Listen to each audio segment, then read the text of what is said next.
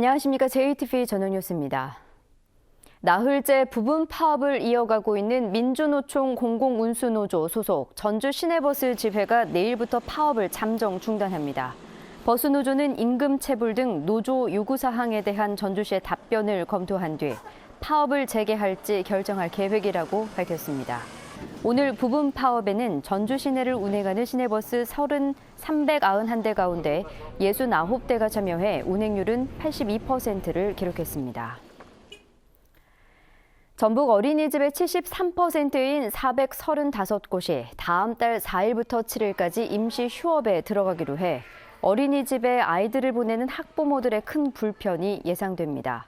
협회는 정부의 누리과정 예산 미편성으로 6개월치 처우 개선비 180만 원씩을 못 받은 교사 1,300여 명이 10월 4일부터 집단 결근을 예고함에 따라 어린이집 운영이 불가피하다고 보고 임시 휴업에 들어간다고 말했습니다.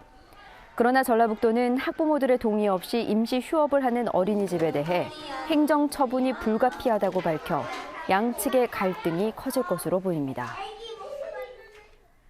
9월 중 전북 지역 기업 경기 조사 결과 제조업은 상승했지만 비제조업은 하락한 것으로 나타났습니다. 한국은행 전북본부에 따르면 제조업 업황 지수는 64로 8월에 비해 2포인트 상승한 반면 비제조업 업황 지수는 62로 2포인트 하락했습니다. 10월의 기업 경기 전망도 제조업은 70으로 4포인트 상승한 반면 비제조업은 63으로 2포인트 하락해서 다음 달에도 두 부문이 계속해서 엇갈린 흐름을 이어갈 것으로 예상됐습니다. 전라북도의 신임 정무부지사로 진홍 전 한국생산성본부 회장이 내정됐습니다. 전주 출신으로 올해 58살인 진홍 씨는 전주고와 연세대를 졸업한 뒤 행정고시를 통해 산업자원부와 지식경제부, 대통령 비서실 등을 거쳤습니다. 전라북도는 진홍 씨가 중앙부처 주요 기관에서 30년 동안 일해 전북의 경제 활성화에 적합하다고 보고 정무부지사로 내정했다고 밝혔습니다. 이형규 현 정무부지사는 전주대 창업지원단장으로 자리를 옮깁니다. 지난 2011년 이후 전북의 고속도로에서 발생한 역주행으로 16명이 다치거나 숨졌습니다. 더불어민주당 국토교통위 소속 안호영 의원의 분석 결과 호남선을 비롯한 전라북도 고속도로에서 최근 5년 동안 12건의 역주행 사고가 나 3명이 숨지고 13명이 다쳤습니다. 안호영 의원은 반복되는 역주행 사고를 막을 해법이 나오지 않고 있다며 한국도로공사의 대책을 촉구했습니다. 장애인 거주시설에 생활한 장애인들의 자립 생활을 돕는 탈시설 체험홈이 추가로 운영됩니다. 전주시는 방 3개 이상의 주택을 확보한 사회복지법인 등의 신청을 받아 다음 달까지 탈시설 체험홈 3곳을 설치하기로 했습니다. 탈시설 체험홈에서는 한 곳당 최대 4명의 장애인이 살게 되고 재활 교사 등이 일상생활과 사회 적응을 돕습니다. 영호남권 자활 상품 판매전이 오늘 전주 한옥마을에서 열렸습니다. 이번 행사에서는 전북과 경남, 경북의 자활센터 20여 곳에서 생산한 누룽지와 비누, 가죽 제품 등 100여 가지의 상품들이 판매됐습니다. 3년 전 전북에서 처음으로 시작된 자활 상품 판매전은 전국으로 점차 확산되고 있습니다. 전주동물원이 다음 달 7일부터 열흘간 야간에도 문을 엽니다. 전주시는 야간 개장 기간에 100여 그루의 나무에 조명과 포토존 등을 설치해 운영합니다. 야간 개장 시간은 밤 11시까지입니다. 전라북도가 장애인 올림픽인 브라질 리우 패럴림픽 대회에서 메달을 딴 전북 출신 전민재 선수에게 포상금을 전달했습니다. 전민재 선수는 육상 200m 경기에 출전해 은메달을 땄습니다. 이번 대회에서 우리나라는 금메달 7개, 은메달 11개, 동메달 17개를 획득해 종합 20위를 기록했습니다. 전주지법 형사 3단독은 원산지를 허위 표시한 청국장을 만들어 판매한 혐의로 38살 A씨에게 징역 10개월을 선고했습니다.